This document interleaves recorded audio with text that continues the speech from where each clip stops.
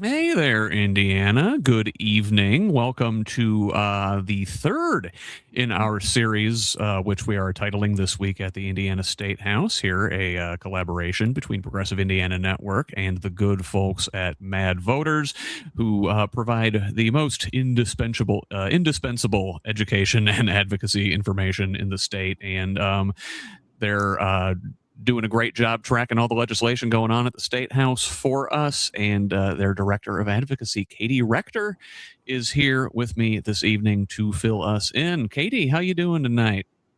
Doing well, doing well. Thank you so much, Scott, for the opportunity. Really appreciate it. You guys, stay safe out there, staying warm, staying out of the foot of snow. Somewhat, yeah, trying to. I mean, I'm in our garage type thing right now, which is accounting for the background. But yeah, we're trying to. My husband was out shoveling snow and moving stuff around earlier today, so we're good. Just been cuddled up inside, bought the wood stove, trying to stay warm. Oh, there you go. Good day for that. I understand, though, that the weather may actually affect the legislative schedule this week. Yes. Yep. Yeah, they actually just announced it within about an hour. They're delaying a lot of what's happening at the State House tomorrow. I've updated our bill tracker to account for that. But the House is not going to meet at all tomorrow. So no House committees, no House session.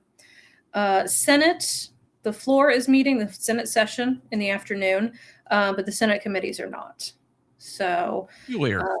yeah, they probably, kind of polled their members and we're trying to figure out, who can get there, who doesn't. And the Senate has fewer people, so it makes sense, I guess, that they were able to make it work. But I did update our bill tracker. It'll be a really busy day on Tuesday because there's a bunch of bills moving through. We had thought tomorrow, was going to be the big day, but it'll be Tuesday instead, unless they delay again. We'll see. But again, we'll be able to update our bill tracker on our website. And I should, remind folks. Sorry, Kaitie. I want to make sure we give the pitch for the MADVoters bill tracker at madvoters.org. This tool allows you to follow along all the bills that MADVoters is tracking, view upcoming actions, see the current bill status, review simplified bill explanations. They really lay it all out for you. You guys do such good work, and there's a mobile friendly view and a spreadsheet for deep dives. But bills move quickly at the State House, and you guys stay on top of it. Just indispensable information. I cannot toot your horn enough. Thank you so much. Yeah, I mean, we've done this for a few years now, and every year it feels like we, polish it up a little bit more and really get things figured out even better. And this year I've just been really excited. We have such a great team. We've got folks who watch the live streams who can provide that really nitty gritty insight of this is what this legislator said, or this was even the tone they said it with, because they're watching live, and that's something that's available for anyone. You can go to the IGA, Indiana General Assembly website, and you can watch these proceedings live, which I think is, if you can, it's a really good opportunity to just kind of see what's being said and how it's being talked about. And recordings are posted there too. But we also have a fantastic tech team who has made our website bill tracker possible. And so, like you said earlier, there's a spreadsheet version, but that's not super viewer friendly on mobile.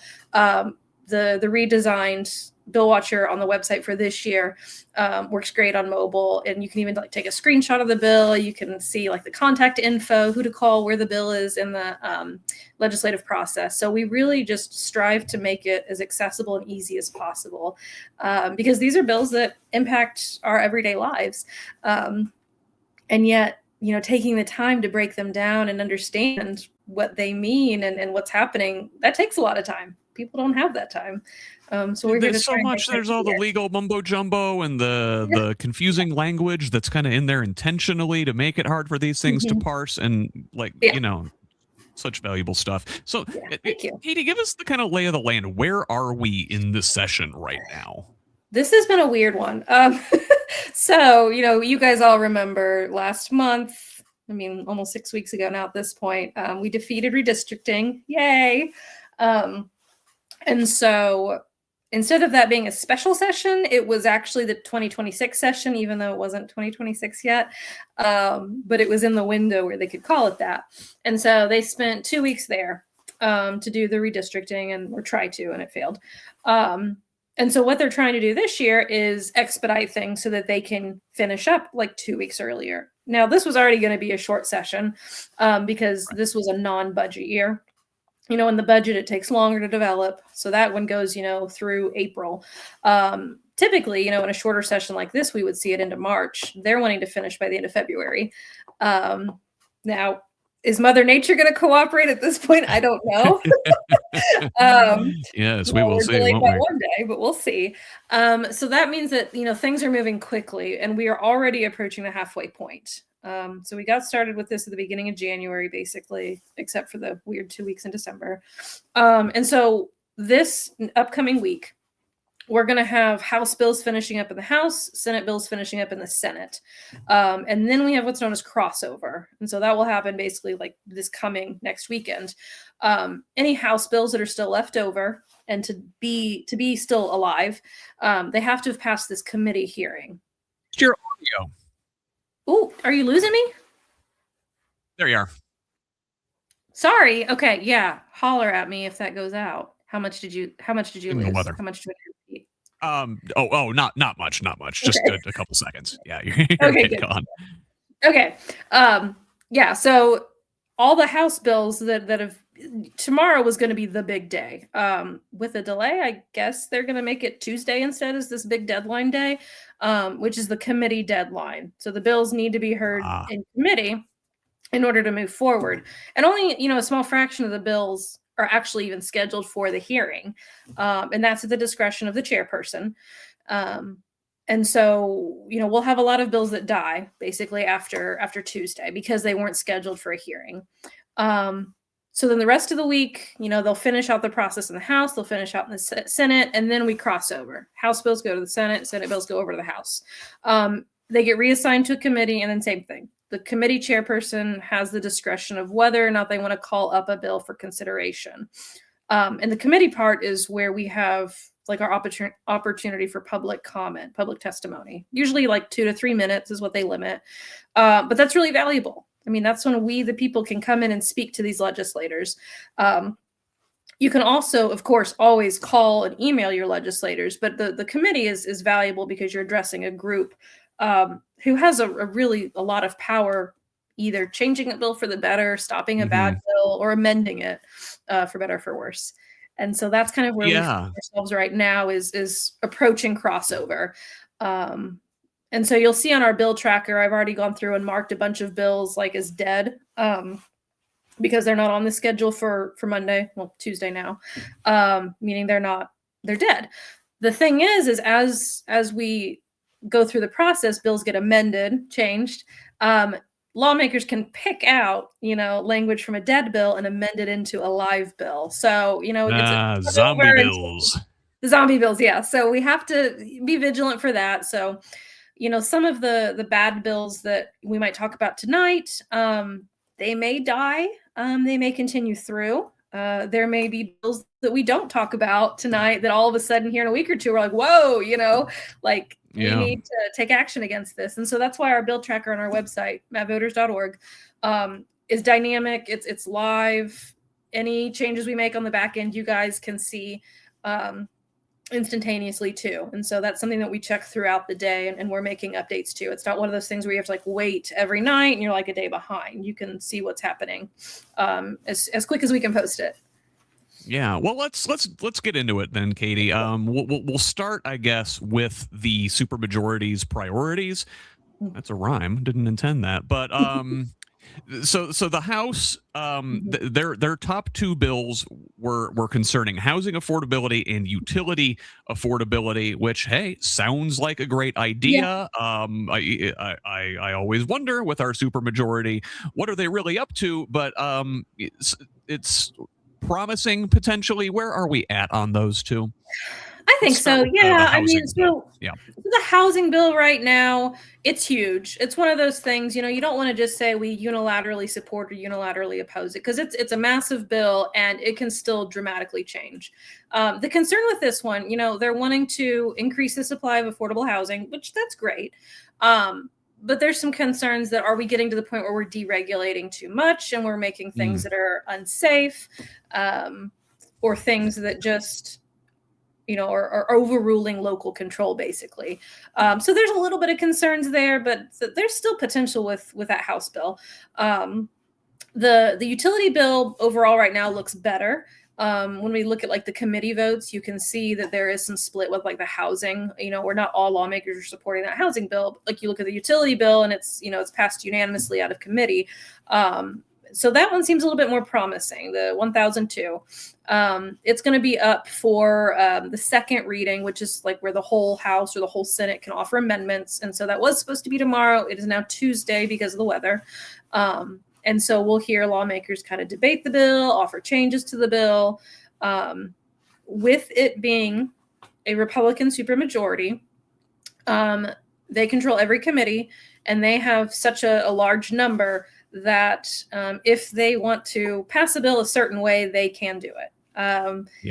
We don't have enough of a check and a balance to where, there's enough Democrats as the minority party to vote in a way that can balance out or have significant power to really change, a bill. So that's why it's really important for us to be vigilant. And I think sometimes people think, what's the point? It's a supermajority. And to that, I would say, like, look at redistricting. Yep. If they wanted to redraw those maps, they would have done it in August. They tried and tried all through, months, quarter of a year, to get those through. And ultimately they didn't. And we know that they had political pressure on them.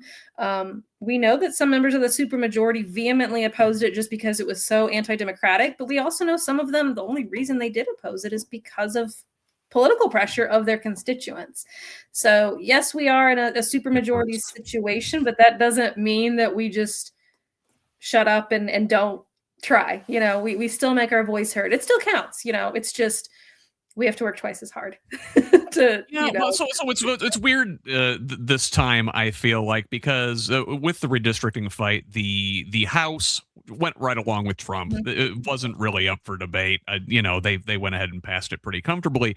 But in the Senate, there was pushback. They were a little bit more moderate and reasonable. Now here, with these priority bills this time, 1001 and 1002 seem like reasonable, moderate bills that actually might make things better for Hoosiers in certain cases.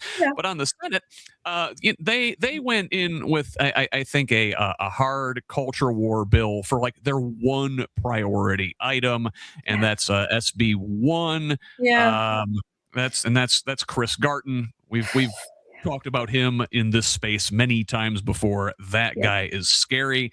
Let's talk about Senate Bill 1. That, I guess, has already passed third reading. It's further along than anything we've talked about so far. Right. Yeah. So, Senate Bill 1's already ready for crossover. So it's already going to head to the House. Basically, it's codifying changes from the big, beautiful bill. But that federal mandate that's coming down on the states still have quite a bit of flexibility in how they want to implement it. And Indiana, unfortunately, with SB 1, and again, it's not done yet, but they're going very strict with it in terms of limiting who can access Medicaid, who can access SNAP, increasing eligibility checks, which not only is expensive, when you talk about like administrative expense of having to do all of these extra checks, but you also run the risk of accidentally kicking off people who shouldn't be, so kicking people off of their benefits who really are rightfully should be on there, but there's an administrative or paperwork error. So that's paperwork hoops. Yep. Right. But this is people's healthcare and food we're talking about, for them, this is serious. And it's just a shame that's been the priority when we hear so many people are struggling with housing and food and groceries and utilities, and their solution to that is, we're just going to make it harder for people to access it.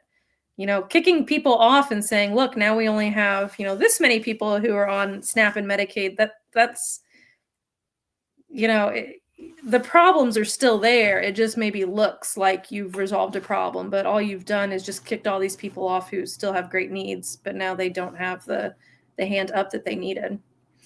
Yeah, exactly. Yeah. There was another one that's already done the crossover, or will be crossing over rather. It's passed, is SB 12. And that was kind of a weird one. They're preemptively banning ranked choice voting, which is just strange. We don't do ranked choice voting in Indiana. We should. Yes. Right. I mean, in terms of, the will of the people, the voice of the people, that would make sense.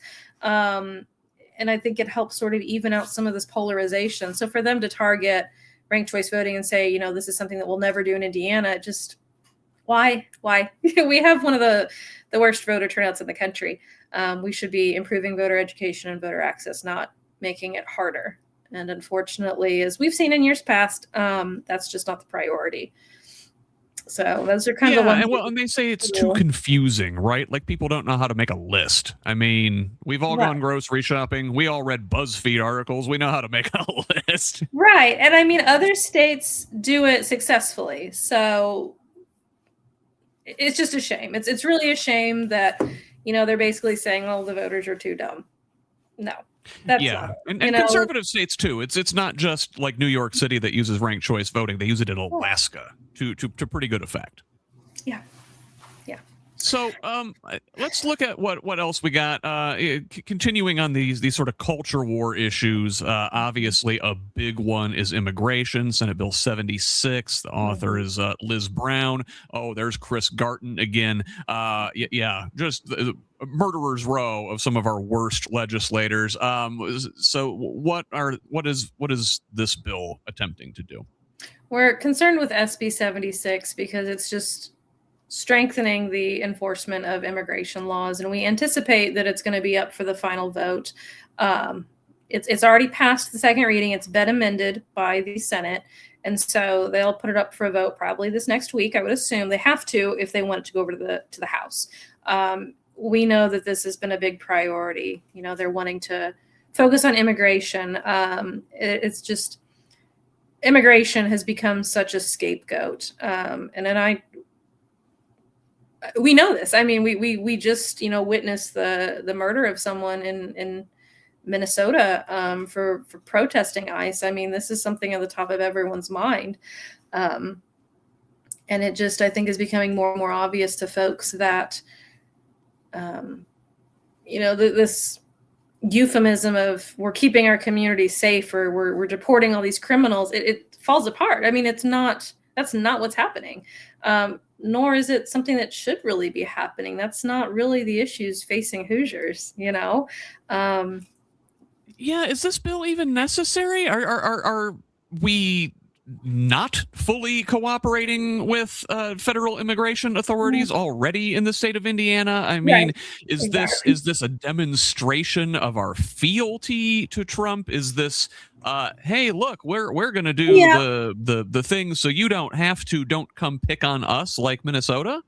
Yeah, I think so. I think definitely it's trying to jockey into place of look how loyal we are as this Republican state, as this red state. Again, I would go back to, just because we are a supermajority doesn't mean that the rest of us need to just sit down and be quiet. There's, a large section of our population does not agree with. And I would even say too, within the Republican sphere, there's more and more people who are saying this isn't how it's supposed to be. And to those people, it's one of those things of the best time to stop something bad is before it happened, right? But to the conservatives, the independents, the libertarians who are kind of coming on board saying whoa, this stuff with ICE, this stuff with immigration, this is too much. Good. Okay, at least you're coming on board now. So this is it's the second best time. If you couldn't have done it earlier, at least you're coming on board now. So I mean, I think a lot of these immigration bills, they're it's like a theater, right? It's look what all we're doing. The reality is, I mean, immigrants commit crimes at a smaller rate than citizens. we don't have this big immigrant invasion or immigrant, crime spree or whatever other dehumanizing language that they want to use. But it's just it's the culture war of the year. Last year it was DEI. The year before that it was CRT, or LGBTQ plus issues. Like, it's just every year there's some marginalized population to pick on. It's always something. You gotta jangle the keys in front of people with something to scare them. Ooh, scary immigrants, scary DEI, scary queer people, while they're picking your pockets. Yeah, I mean, because at the end of the day, it doesn't help affordability, it doesn't help accessibility, it doesn't help any of those things. So, one of the other big priorities, I would say, with the supermajority is dealing with our schools. We saw a couple years ago with the new budget, them open up the private school voucher system to anyone in Indiana can get a school voucher. There's no income limit. And we've seen some really good studies. ICPE, Indiana Coalition for Public Education, great tool on their website. Organization. Yep. You can go to their website and you can type in your school district and you can see just how much money that should have gone to your public school actually got pulled away to go to the private school program. And I mean, we're talking millions and billions of dollars, billions with a B, over the course of the last few years that this voucher program has been in effect since 2011. So vouchers are universal here in Indiana. So the next thing is the charter system. And a lot of people will use them interchangeably. They're not the same. A private school is private, mostly religiously affiliated here in Indiana. Charter is, they say, technically public, because it's supposed to admit any student. The issue with that is they have private boards. So they're not accountable to local folks, to local taxpayers. They're exempt from some of the regulations. The supporters say, well, that gives us more flexibility. And it's like, okay, but on the other side, now you don't have to do, XYZ on the to-do list that a real public school does.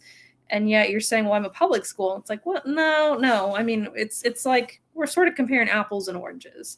And so what we're seeing now that they've got the private school system, they've done that.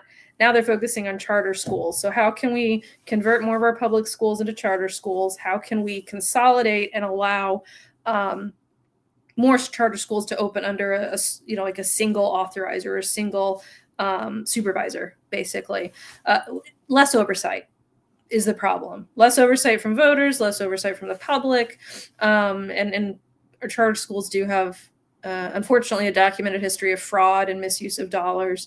And so that's a concern we've got with the accountability of taxpayer dollars. And, I was watching a live stream the other day on the House floor, and might have been Representative Delaney, I think. I'll have to go back. But he made this good metaphor of, we have a bird bath. Okay. And the bird bath is the education funding in Indiana. And we're just bringing more birds to the bird bath. Now we have all these private schools. Now we have all these charter schools, all these birds at the bird bath, but we're not adding any more water. We're not adding any more funding. And that's not good for anyone. It's not good for our public school students, to whom they deserve those public dollars, but it's also not good for the charter school students, or the private school students. Like, you're creating this system where we're trying to fund 3 separate lanes of education without substantially increasing the funding into it. It's a recipe for disaster. Right. I mean, that house of cards is going to fall. Three separate buildings, all that infrastructure that goes into it. There's only so much money. It's not efficient to do things that way. Not. For all the talk of government efficiency, remember that was all the rage the last year. Right. It's not efficient to try to run 3 separate school systems with public money, and not to mention the constitutional problems you might run into, funneling public money to private religious schools, especially. But our current Supreme Court seems to think this is just fine. Yes. Yeah. Well, and so that whole idea of efficiency brings us to HB 1423. And this is one that they heard it in the committee hearing already. They've already done public testimony, but they did not take a vote on it. And they were supposed to take the vote tomorrow, but now it'll be Tuesday with the weather. But basically, there was a separate entity created called ILEA, which is an Indianapolis Local Education Alliance, which sounds really cool, but actually what it is it's mostly charter school representation, mayoral representation, and just a little bit of IPS. And so one of their recommendations to the General Assembly earlier this winter was, you guys should create some sort of entity that oversees transportation and a lot of the other decision making over IPS and all these charter schools, because IPS has a lot of charter schools that it works with. And so the concern there is we're reducing the governing power of the elected IPS school board, and we're transferring most of their authority to an all-appointed board, new entity. So we're inserting another layer of bureaucracy, and we're also taking away like local control, local ownership, because now I mean, we're taking away democracy because now it's going to be all these appointed positions, and that's been one that has been, widely opposed by IPS parents in the local community, and yet the powers that be are really pushing it through. Yeah, we've been talking about this one here in these spaces for months. I've talked to one of these concerned IPS parents, and City Councilor Jesse Brown is out against this thing. I believe this week the NAACP of Indiana said they opposed this bill.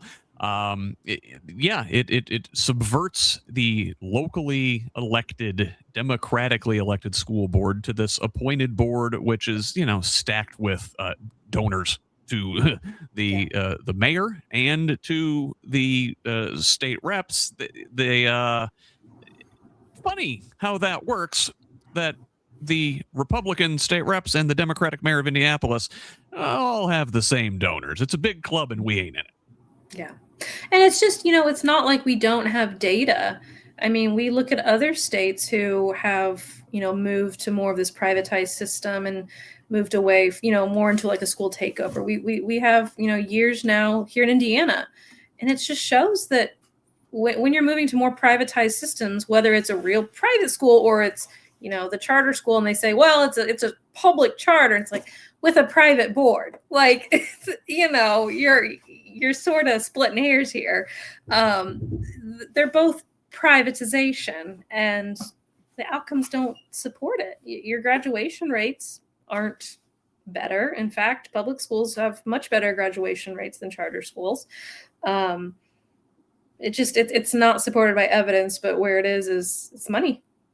And I think Arizona's a couple years ahead of us on going to universal school choice, they call it, and it has backfired. It has not gone well, and in their state legislature, they're having to go put a bunch of band-aids on it now. Yeah, it's incredibly expensive.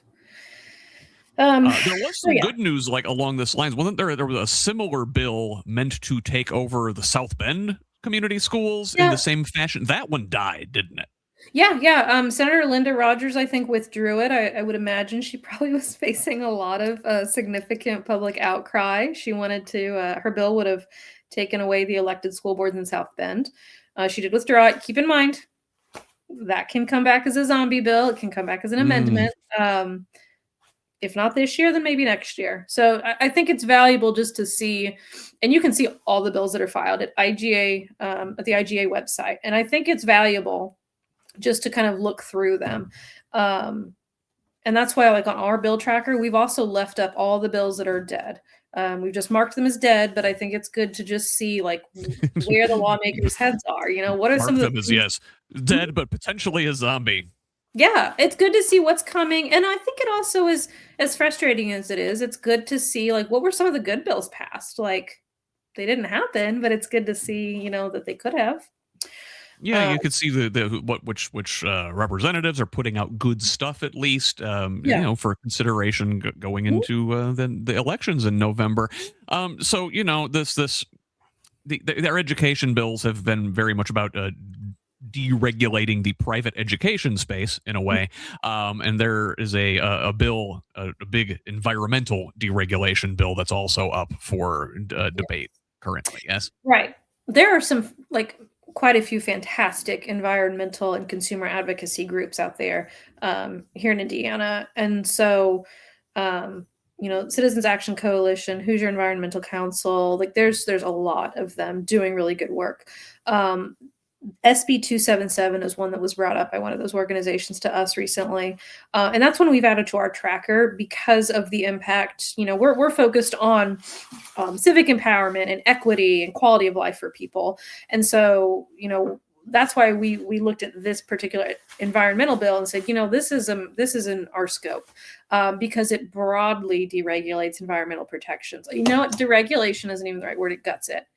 So it takes IDEM, the Indiana Department of Environmental Management, and removes tons of its responsibilities. Excuse me. So it basically is taking, like, you look at the code, the law, and it's taking tons of things away from they shall do this. Okay, all these mandates that IDEM is supposed to oversee, and they're changing them to may. So IDEM can do this. They're no longer going to be required to oversee. It's a big legal distinction. It sounds like polite words, shall and may, but these like legally may are very distinct. Yes. So, all of a sudden, if we're now saying, oh, they can or they can't, it's up to them. They can decide, environmental oversight, the permitting process, what are the polluters doing and what are they polluting? These are all things that who's going to watch over it now if they don't have to? And it's a frustrating, I told you so, right? To like all these folks who are the whole MAHA movement. We want healthier things for our children. Well, we're not getting healthier by deregulating, and I think that word deregulating is such a loaded word. You've got some people who see it as, oh, it's about our freedoms, but then the reality is if you don't have guardrails on these big industries, big tech or, the utility companies, things like that, I mean, they'll take you to the cleaners. We have to have those guardrails on them because it is just profit with them. And unfortunately, when you're deregulating and allowing the big industries to basically set the terms of what they're going to do, it's a recipe for disaster. And we can't afford it in Indiana. I mean, our air and our water is among the worst in the nation.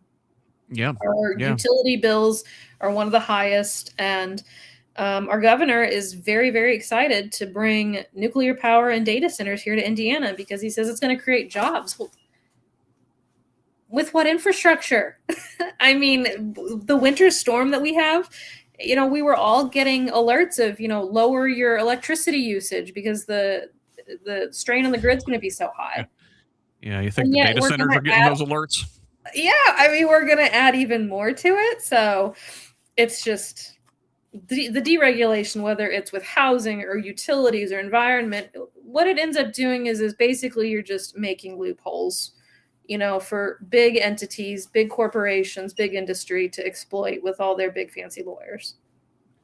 And so that's, deregulation is kind of a Republican mantra and has been for just the longest time. Anything that might require businesses to, take the extra step and make sure they're not harming their environment or their neighbors. Yeah. But there's the next bill actually, in a way, talks about regulation, right? They talk about putting requirements on campaign lobbyists and stuff, and that sounds incredibly reasonable up front. Why is this bill loaded? Okay, yeah, loaded's a good way to put it. Right. So SB 267. I can't hear you again, Kaitie. Oh, can you hear me now?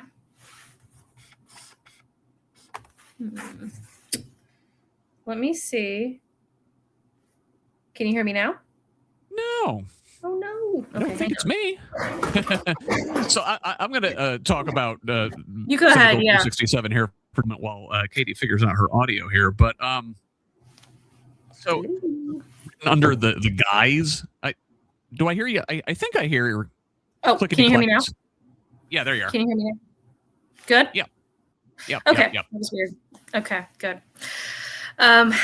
Speaking of infrastructure, internet. Not great. Not great. Okay, yeah, 267's a weird one. There were a few really weird ones, and I want to talk about the weird bills. So 267's one of those, when you read through it, it sounds good, like transparency and political funding. Like, that sounds great. And then you read it and you realize they're talking about paid protesters. This idea of paid protesters, because hello, where's my paycheck? Where's your paycheck, Scott? Like, still waiting on that Soros check from 5 years ago, Kaitie. Never showed up. Still waiting. Right. But that's what 267's about. Is you've got a few folks, and if you look at the authors of the bill, it's the usual suspects. Just the MAGA rhetoric of, we've got paid protesters, and so they're trying to write up all these rules and regulations for people who donate. At one point in the bill it says $500, but then another point it's talking about $25, like in increments. The point of that is you're trying to trip up people. So now all of a sudden, if you've got someone who's like, I will donate, cases of water for your event, well, now they have to register as like a campaign influencer, because now they're saying a campaign can also be like an influence campaign can be an issue. Like lobbyists for legislation and campaigns, like they have to register. There's already a process in place. This is just adding more bureaucracy, and it's basically just like adding stumbling blocks. And I don't see this bill probably moving forward much as currently written, just because it's not enforceable. There's no way that the oversight. If it's on the books, it's selectively enforceable, right? That's the problem. Exactly. It's going to be like, our Attorney General's Eyes on Education portal that's supposed to catch all these bad actors in education, and yet magically it only ever shows, all these bad teachers doing things like teaching empathy and diversity. They're just. Well, speaking of bad actors in education, Kaitie, and I don't think I pulled the graphic card for this one, but Senate Bill 200. That's okay. I don't have one yet. No, this was a weird one that I've been sort of studying over the last few days. I don't have one yet because I really wanted to see what happened on the Senate floor with this one. What I'm thinking is happening, and it appears that this is the case. So there's a bill, SB 200, that appears to be setting the stage to tie the hands of schools and prevent them from being able to tell Turning Point and other right-wing propaganda organizations, no, we don't want you in our schools. So right now, in Indiana law, there's a provision that schools need to allow at least one day a year. It can be during the school day, or it can be like an evening where students and families are available, where these organizations can come and just kind of talk about different involvement opportunities. Okay, fine. This bill is now saying there needs to be 2 days a year, and they're going to create a grievance process if a school says, no, you can't come on our property. And so, when I first saw this, I thought, I feel like they're talking about like the Turning Point chapters. Well, then just the other day, one of the big Turning Point spokespeople, Alex Clark, a Hoosier, yeah. She posted like, I'm so excited. My home state of Indiana is going to be launching Turning Point USA chapters, like an official partnership. So according to Alex Clark, in March, we're going to be partnering with Turning Point USA here in Indiana. Congresswoman Erin Houchin also shared something on social media. So it to me reads like they're sort of preemptively creating this law that is going to tie the hands of schools and force them into accepting these organizations that come onto campus and say, we want to start a Turning Point chapter, and create some sort of grievance process, punishment, basically, if they don't comply. Well, kids, if you find a Turning Point chapter at your school, that means it's the onus is on you to go ahead and start like a Satanic Temple chapter in your school too, because if they got to let in one, they got to let in all of them. They're going to they call them Club America in high school. So, Turning Point, Club America, it's the same thing. They've gone from Club America to Shoot America, but that's so play on words. Yeah, be on the lookout for those. It just they screamed about indoctrination for years, and yet here they are doing the indoctrination. Indeed, indoctrination for thee, but not for me, but not for thee, right? Say, like, it's not all bad though, right? I mean, we talked at the top, right. the 1001 and 1002 were kind of decent bills. There are some other good bills actually making their way through. Why don't you talk about 1065? Okay, so 65 is banning gratuities, which would be like bribes, rewards, things like that, over $100 to public officials. Great. I'm glad to see that one passed. Every year we see really good bills that get filed and they just die on the floor. So glad to see this one's moved forward. Fantastic. It's passed committee. We would anticipate it getting passed by the House this week if it's going to make it over to the Senate. 1066 is another good one. This past year, you guys might have remembered in the news, our Lieutenant Governor Micah Beckwith spending, and our Secretary of State, Diego Morales, spending north of 85, 90 grand on luxury cars for themselves using taxpayer dollars. So Representative Mitch Gore has filed this bill saying you can't do that. If you're going to use taxpayer dollars, you're going to just get like a nice regular base model car. So that one has moved forward as well. So that's fantastic. Like, our elected officials need to live lives as regular people. If they're going to set the laws for all of us, they can live like the rest of us. They don't need to be driving around in luxury cars on taxpayer dollars. Yeah. Taxpayer dime. Well, so those are good. That concludes the good news. No. There's a couple more. I would say though, I mean, like, on the back end of this is okay. Oh, there are still a couple good ones. Yes, good ones. And then I'm sorry, guys, we're gonna end on a bad note, but that's just the way it is. But no, I will say, when you see these good bills, do call about them. Because we don't want them to just die on the floor. We don't want them to cross over and then they don't get a hearing in the Senate. So call about the good bills too, and let your elected officials know, like, hey, I like this bill and I want to make sure it gets through.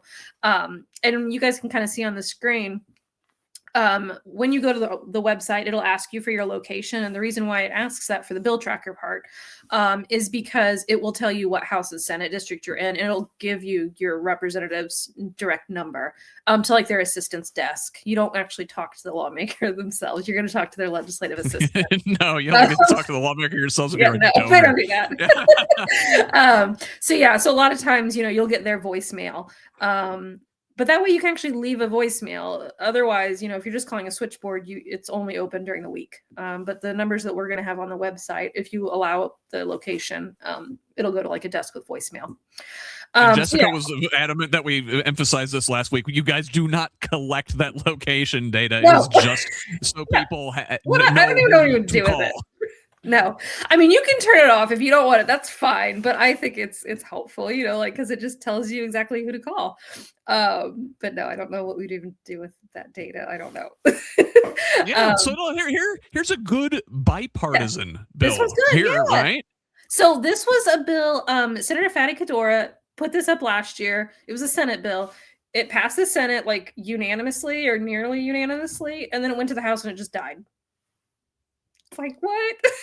But he did it again. He's trying it again. And it's gone through the Senate. I'm sorry, no, it hasn't gone through the Senate. It's going through, rather. We anticipate it should continue to go through this week, so that it's eligible to go to the House side. So that might be a good one to call and be like, hey, I like this one. Make sure it gets through, because it's protecting patients from like aggressive medical debt collections from hospitals. It's creating some transparency for hospitals. It's really meant to address like people's healthcare debts, and prevent like medical liens and things like that against healthcare debt on your home and stuff like that. So it's a good bill. We're happy with SB 85. Good. And then, okay, final good news here. This is the last one, I promise. I don't want people to get their hopes up. Yeah, don't be too happy here, guys. SB 91. So Indiana's got a syringe exchange program, which is helping to reduce the spread of HIV and hepatitis. And last time it was passed, it was like a 10-year program. Well, it's coming up on, sunsetting. It's going to end this year unless they pass a new extension for the next 10 years. And that's something we definitely want to pass. I mean, Indiana made national headlines about 10 years ago or so when we had some serious outbreaks in Scott County and some other areas of the state. And syringe exchange programs are proven to help, improve public health. They don't encourage addiction or anything like that. So that's kind of one of the big anti-talking points. But no, the research shows like these help. It's passed committee. Unfortunately, there were a couple members, Senator Liz Brown and Senator Tyler Johnson, who is an emergency room doctor and should know better, voted against it. But the rest of them voted for it. So it's passed committee, and it's going to go to the whole Senate. So that's another one to support. Would hate to see that fire. Some of the same ghouls just keep coming up again and again and again, and it blows my mind that that Banks and Rokita are trying to primary Liz Brown because she's not far right enough. But that's neither here nor there, I guess. Let us look at these couple high alert bills before we close out here today. Yeah. Okay. News. We should have put the good stuff at the end, Kaitie. What are we doing? We probably should have. Yeah. Okay. Anyways, these are the things we need to call our legislators on. Yeah. Unfortunately, it's a short session, but they're not short on the BS. They've put in some bad ones this year. 182 is trying to erase the recognition of intersex, trans, non-binary Hoosiers. Basically, it will take Indiana code, our book of laws, and it will basically say that gender and sex are the same. There's man or there's woman, which is not supported by reality, science. Intersex people exist, non-binary people exist, trans people exist. And unfortunately, this bill was actually made worse. They amended in a few other bills. So there's a few bills that have died, but they pulled that language in. So there was like a bill to ban people from using bathrooms if they're not the correct biological sex. They pulled that in, added that. There was a bill to say, people must be sex segregated in correctional facilities. So they pulled that one in. And watching the live stream of this one was hard because they kept using the same worn out, tired, hateful talking points of, this trope of dangerous trans women. And that is just, it's infuriating because the reality, the evidence shows trans people are much more likely to be victimized, abused, harassed, and assaulted than they are to be the aggressor. They are the ones that are in a much more vulnerable position. And yet, seeing people go up to testify and hearing some of our own lawmakers repeat these talking points of, oh no, they're dangerous. It's pretty sick. Just how hateful and closed-minded some people can be. And this is one of those, this does not help anyone. This does not resolve anything. It doesn't improve healthcare. It doesn't improve affordability. It doesn't make us safer. It's just a hateful bill. And this is going to be one of the most bad people feel better about themselves, right? Yeah. I mean, it's the most sweeping anti-trans bill that we've seen here in Indiana. We've seen them ban trans youth from sports. This one is much wider in scope. This is going to apply to, trans youth, bathroom at school. It's going to apply to folks trying to, get a birth certificate that affirms who they are, who they're living by, who they're living as. It's impacting people in correctional facilities, like universities, even for bathrooms, locker rooms, storms, all that stuff. And so this is one that is up for amendments in the Senate. They'll, then have the final passage. We would anticipate probably this week. And then it would go over to the House. And so there's time to stop it. There's time to change it. There's time to amend it, add guardrails, whatever. I mean, it's a bad bill, but it's not over yet, so continue to reach out. But call your legislators on this one. Protect our trans friends. There are not enough trans folks out there to overwhelm the switchboard. That's what we are for. Right. And I mean, it's being an ally means we show up and we do what maybe they can't, I mean, it was really heartbreaking watching the live stream, and there were several trans people who came out, outed themselves in front of all these strangers, told their very vulnerable, very personal story. And for some of our lawmakers to dismiss them or insist that they're in the wrong, it was really sickening. Just parents, sobbing, trying to get these lawmakers to care about their child. and having to beg for a little bit of dignity for their kids. It was really sad to watch. So if they can do that, if they can bring themselves to the Statehouse and do that, we can pick up the phone and call and email, and do it often, Yes. And when you call, I mean, be polite, be firm. Again, you're not talking to the lawmaker, you're talking to their assistant, and it's usually like some college-age kid. So be polite, be firm. And you can call every day if you want. I mean, it's not one of those things like, oh, I called once, I'm done. Like, you can call and say, this is an issue that matters to me, and I'm checking in every day, or I'm checking in periodically. This is a big one. Yeah. And another big one, the hits just keep coming with these guys. The Senate Bill 236 is incredibly dangerous. Why don't you tell us about that? Yep. So Indiana's already banned abortion. We were the first state to do it after Roe fell. This one just extends and continues the attacks on reproductive freedom. So now they're saying, okay, now you can't possess abortion pills. You can't mail them. You can't distribute them. We cannot, order them from out of state, have them shipped in. Notably, like these are medications that are used to manage miscarriages as well. Well, of course, the bill author, again, Senator Tyler Johnson, I think Senator Liz Brown's on there as a co-author now, I believe. Of course she is. Yes, the dynamic duo. But, their thing is like, well, and she said this during the live stream, well, if a patient needs it, the doctor will be able to get it for them. It's like, that is so dismissive of the actual reality. And again, lots of patients, lots of physicians testified against this bill, and they said this causes a chilling effect. If a doctor now has to, is now under additional oversight if they prescribe this medicine, then they're going to be more likely to be like, why don't you just go home and see if, your body will process this miscarriage, in a day, and then come back to me. So, I mean, we're just compounding trauma. We're compounding potential healthcare complications. It's like, it should be a decision between a patient and the doctor. We don't need lawmakers in the delivery room with us. We don't need lawmakers in the doctor's office with us. And unfortunately... Yeah, and all that's bad enough, right? Yeah. But it gets worse. There's this bounty provision. It gets worse, yeah. So this is kind of language modeled after what happened in Texas, or what Texas did. So basically, if you think that someone's violating this abortion pill ban, you can sue them and you can win $100,000, for stopping someone who is sending, mailing, or possessing abortion pills. There's also wrongful death lawsuits that can be filed.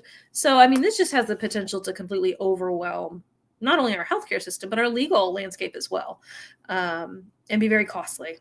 And so it's just very concerning all around. The bill also tries to redefine abortion. And so, like, if you go to the doctor and you're having a miscarriage, that is classified as an abortion. It's a spontaneous abortion, but it is still an abortion. They're trying to basically say, like, no, that's not an abortion anymore.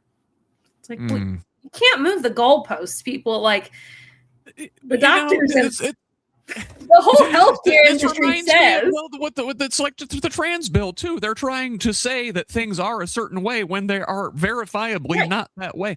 I'm a nerd, Kaitie, and I remember like in high school when we were in like geometry class or whatever, they told us that one time Indiana tried to define pi, yes, as just 3, right? No, you can't do that. Just because you want it to be so doesn't mean that's how it is. So yes, yeah, exactly. A couple other really concerning bills we've got. 285. I am really hoping we can defeat this one. We defeated it last year. Lots of organizations banded together on this. Lots of housing coalitions. This is I think we can defeat again. And this is a bill to criminalize homelessness. Basically, the bill says if you are camping on state-owned property, public property, and they tell you to leave and they come back and you're still there, then you can have a Class C misdemeanor, which would be $500 fee or 60 days in jail. Okay. Giving someone a criminal record does not help them secure housing. How the hell are you going to find somebody $500 when they're sleeping on the streets? Like, exactly, it's insane. Good luck. Like, how, yeah, I just, how do we on one hand say, oh gosh, our jails are so full, and then also be like, oh, here, like, let's add more people. They're not violent offenders, but let's put them in jail because they're poor. Like, that's what is happening here, is we're criminalizing people for being unhoused. We're criminalizing poverty. When the reality is it's cheaper to just create permanent housing. That's cheaper. It's cheaper for the emergency rooms. You don't have the emergency room visits. You don't have, with the shelters, like, just house people. Once they have that foundation, that stability of a home, they're much more likely to succeed with employment and with, social relationships and all kinds of things. But when people don't have that foundation of a home, it's very hard. It's like trying to build a foundation on marshmallows, where there's no stable foundation without a home. So criminalizing homelessness, criminalizing trans people, criminalizing abortion, it just attacks on people who are already in vulnerable positions. Correct. Yep. The last high alert bill that I want to flag, and there was going to be a committee vote tomorrow. It is now going to be Tuesday. So if the roads are clear Tuesday, we'd love to see you at the Statehouse to protest this bill, because there will be public testimony on this. The other ones that we've talked about today, most of them, they're going to the floor for discussion. You can be in the gallery to observe, but you can't speak. This one, 1086, you can come in, you can sign up to talk, probably only 2 or 3 minutes. It is mandating that schools post the 10 commandments. This is not constitutional.